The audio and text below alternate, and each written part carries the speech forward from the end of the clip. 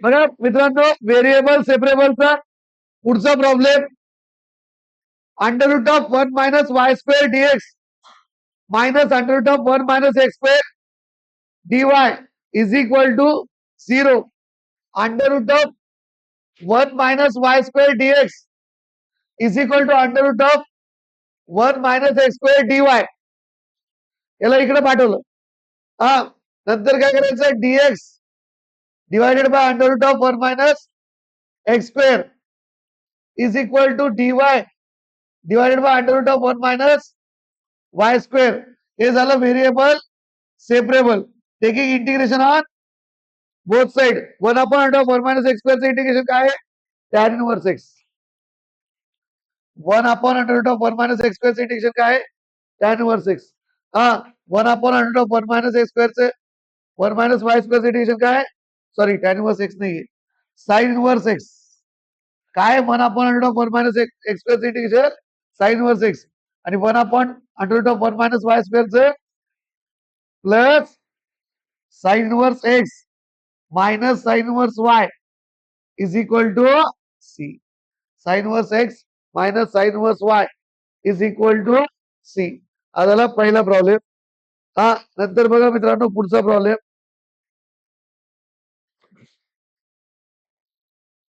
X in bracket 1 plus Y square dx plus Y in bracket 1 plus x square dy is equal to 0. Winter 22, summer 18, 2-3 वेळेस आलेला आहे. इकडे बघा, इथं काय करायचं, X 1 plus Y square dx is equal to minus Y 1 plus x square dy.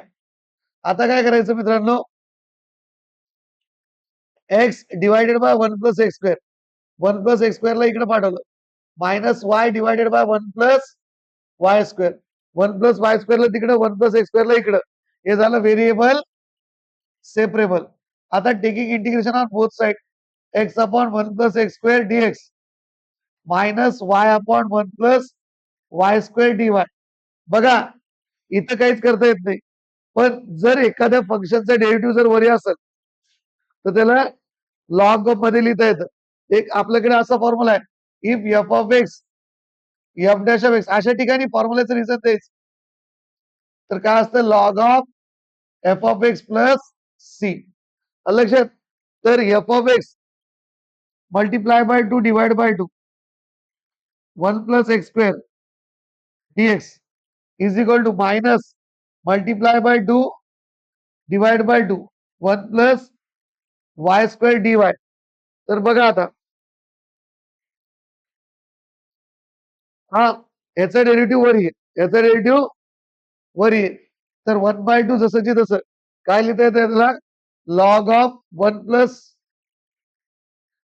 Log of mod of 1 plus x square minus 1/2 जसंची, याला काय लिहिता येतं, log of 1 plus Y square plus c. लक्षात, हा लॉग ऑफ, याला जास्तीत जास्त काय करू शकतो, 1 प्लस एक्स स्क्वेअर च्या रेस्ट टू पॉवर 1/2 लिहू शकता. हा, minus log of 1 plus Y square ची रेस्ट टू पॉवर 1/2 लिहू शकता. हा, प्लस सी, याला इकडे घेतलं, लॉग ऑफ, हे पहा रेस्ट टू पॉवर 1/2 म्हणजे काय असतं रे, रूट. रेस्ट टू पॉवर 1/2 म्हणजे काय असतं, रूट. याला इकडे घेतलं, रेस्ट टू पॉवर 1/2 म्हणजे काय असतं, root. Is equal to log C. Is equal to काय, लॉग सी.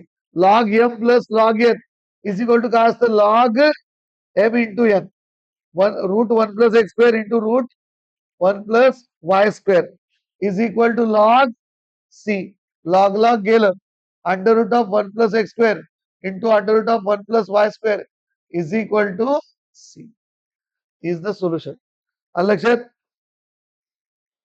बघा आता नेक्स्ट प्रॉब्लेम, समजलं. लक्षात, ज्याला डेरिव्हेटिव्ह नीट पार्ट आहे त्यासाठी खूप सोपं आहे. Solve the d 1 plus x square dy under root of y dx under root of y dx, under root of y dx. तर बघा या या रविवारी 1-1.5 तास आपण पीवाय क्यू घेऊ. 1.5 तासाचं 2 तासाचं लाईव्ह लेक्चर घेऊ. आलं लक्षात?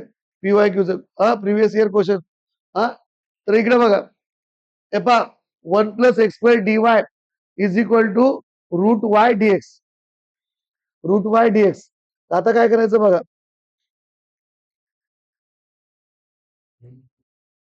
1 + x² dy is equal to root Y dx. काय करायचं बघा मित्रांनो, dy upon root Y dx upon 1 + x². हे झालं व्हेरिएबल सेपरेबल. रूट वाय ला वाय रेस्ट टू पॉवर 1/2 लिहू शकतो. Dx upon 1 + x². Route Y याला रेस्ट टू पॉवर 1/2 ला वरी घेतलं, -1/2 डीएक्स अपॉन 1 + x². इथंच व्हेरिएबल सेपरेबल झालंय. Taking integration on x raised to n चा formula, y raised to power -1/2 + 1 upon -1/2 + 1. 1 upon 1 + x² चं integration काय आहे? tan inverse x plus c. हे पहा, अर्ध्यामधून एक गेला अर्धा. मायनस अर्ध्यामधून एक गेला किती होतं? अर्धा. मायनस अर्ध्यामधून एक गेला अर्धा. tan inverse x plus c. पुन्हा याला y ला रूट वाय लिहिता येतं ना, आणि तिसऱ्या नंबरचं 2 आलं वरी, 2 root y tan inverse x plus c. Very simple problem. लक्षात? आता नेक्स्ट प्रॉब्लेम समजायला ना, काही फरक पडत नाही, एक दिवस नाही लिहिलं तर. लक्षात? चालेल ना? हे सांगा. जास्त पास झालं मला सांग. आता बघा,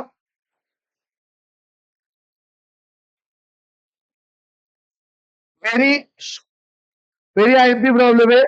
solve 3e⁻x tan y dx, tan y dx plus 1 - e⁻x. याच्यानंतर एक्झामचे प्रॉब्लेम घेऊ आपण. sec² y dy is equal to 0. Solve, इकडे बघा, 3e⁻x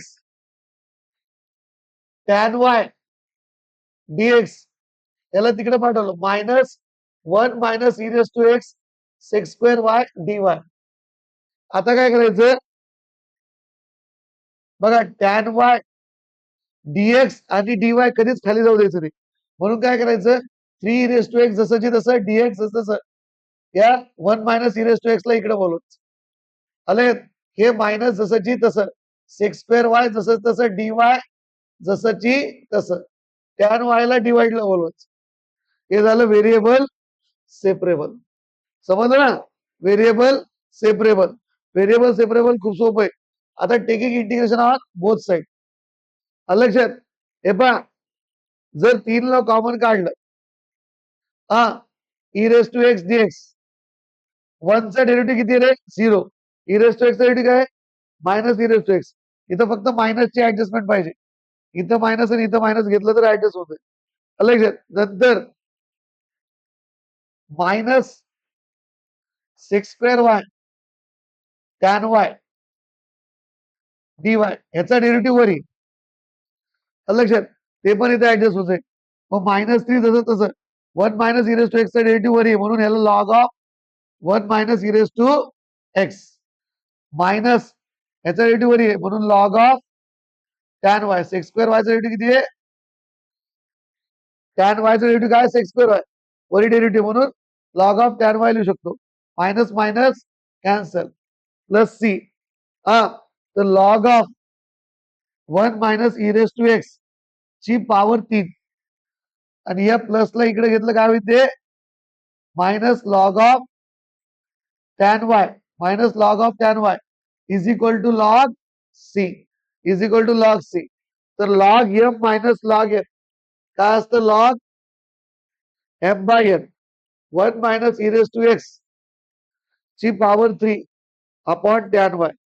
is equal to log C, log log cancel, 1 minus E raise to X चा cube tan Y is equal to C is the answer. समजलं? हा लिहून घ्या. बघा मित्रांनो, हा समर 24 ला आलेला प्रॉब्लेम आहे. फाइंड द पर्टिक्युलर, दोन प्रॉब्लेम आले व्हेरिएबल सेपरेबलचे. Find the particular solution of dy by dx 6 minus 3x. हे लक्ष द्या, इकडे बघा, dy is equal to 6 minus 3x dx. हे झालं variable separable. Taking integration on both side, 6 minus 3x separate सेपरेटच इंटिग्रेशन घ्यायचं. लक्ष द्या, डीवायचं इंटिग्रेशन काय आहे? y. 6 जसंची तसं. डीएक्सचं इंटिग्रेशन काय इथं? x. हा, वाटलं असतं सेपरेट करू, वाटलं असतं आपण. इंटिग्रेशन ऑफ dy जसंची तसं 6 dx minus integration of 3x dx. डीवायचं इंटिग्रेशन काय आहे? y. 6 जसं तसं. डीएक्सचं इंटिग्रेशन काय आहे? x मायनस 3 याची पॉवर काही नाही म्हणजे 1 x square by plus c. लक्षात. आता काय करायचं, पर्टिक्युलर सोल्युशन म्हणजे काय करावं लागतं माहिती का? सी ची व्हॅल्यू काढावं लागत असते आणि पुन्हा त्या इक्वेशन मध्ये टाकायचं सी ची व्हॅल्यू काढून, त्याला पर्टिक्युलर सोल्युशन म्हणतात. तर एक्स इज इक्वल टू 0 आहे, वाय इज इक्वल टू 0 आहे, याच्यात टाकायचं इन 1. तर सोपे प्रॉब्लेम आहे. 0 मायनस 6 इंटू 0 मायनस 3 इंटू 0चा स्क्वेअर भागिले 2 प्लस सी. 6 इंटू 0 0, 3 इंटू 0 0, म्हणजे सी इज इक्वल टू पण 0. मग काय करायचं? Put in 1 1. तर y इज इक्वल टू इथं टाकायचं सी ची value 0, 6x minus 3/2 x square किंवा दीड लिहू शकतो. हे झालं पर्टिक्युलर सोल्युशन. समजलं? पर्टिक्युलर सोल्युशन एकदम सिंपल आहे. हा, कळलं? आलं. सेम प्रॉब्लेम आता याच्यासारखा हा समर 24 ला आलता 3 मार्काला. लक्षात, म्हणजे फक्त ऑर मधलं पण 3 अटेम्प्ट होत. हा, नंतर solve the dx by dt is equal to t plus 4 is equal to t plus 4 given x is equal to 0, t is equal to 0. Given x is equal to 0, t is equal to 0. बघा इकडे आता एकदम simple problem आहे. dx is equal to t plus 4 dt. हे झालं variable separable. हा, taking integration on both side. dx integration घेतानाच वेगवेगळं करायला. t dt plus 4 dt. हा, dx चं इंटिग्रेशन काय? x. t चं इंटिग्रेशन काय? t square by 2. 4 जसं जसं dt चं इंटिग्रेशन काय? t plus c. त्याला द्यायचं 1 नंबर. नाव put x is equal to 0 आणि t is equal to 0 in 1. तर हे 0 is equal to 0 square by 2 0, 4 into t 0, c is equal to 0. प्रत्येक वेळेस 0 इन असं नाही. हा, अलग हे दोन प्रॉब्लेम सोपे होते म्हणून. Put c value in 1. तर x is equal to t square by 2 जसं तसं plus 4 by t plus c ची व्हॅल्यू किती आहे? 0. म्हणजेच x is equal to t square by 2 plus 4t is a solution. समजलं? एकदम सिंपल आहे. आता बघा लास्ट प्रॉब्लेम ऑफ टुडे. हा, उद्या व्हेरिएबल सेपरेबलचे काही प्रॉब्लेम घेईन आणि नंतर लिनियर डी चालू कर. Second last bit of the chapter. लक्षात. आणि subject dy by dx is equal to e raised to power 3x minus y when y is equal to 0 आणि x is equal to 0. हे खूप सोपे problem असते बरं. मोठे लक्षात घेत नाही म्हणून थोडं अवघड. काहीच नाही. व्हेरिएबल सेपरेबल करायचं म्हणजे एकदम सिंपल आहे. dy by dx. बघा, e raise to 3x into e raise to minus y लिहिता येतं याला. In multiplication there is addition of power. Power separate करायची. हा, dy e raise to 3x या dx ला वरी पाठवलं, e raise to minus Y ला खाली पाठवलं. हा, e raise to minus Y power plus झाल्यास वरी जाईल. e raise to Y e raise to 3x dx. हे झालं variable separable. Taking integration on e raise to Y चे इंटिग्रेशन काय आहे? e रेस टू 3x से e raise to 3x by plus, आता put y is equal to 0 and x is equal to 0 in 1. तर बघा, e raised to 0, 3 raised to 0 divided by 3 plus c. कोणत्याही संख्येची power 0 म्हणजे ती संख्या किती असती? 1. लक्षात, 1 इज इक्वल टू 1 भागिले 3. 3 इंटू 0 0. e raised to 0 ची value 1. 1 by 3 plus c. 1 minus 1 by 3 is equal to C. मी आता सांगितलं की सी प्रत्येक वेळेस 0 येत नसतं. लक्षात, 3 इंटू 1 किती येतं? 3 मायनस 1 डिवायडेड बाय 3. तर सी इज इक्वल टू किती? 2 बाय 3. मग पुट दिस व्हॅल्यू इन 1. त्यावेळेसाठी हा IMP करा. व्हॅल्यू इन 1 हा येऊ शकतो. e raise to y is equal to e raise to 3x by 3 plus 2 by 3 is the solution. समजलं? Particular solution म्हणजे c ची व्हॅल्यू काढावी लागते बस.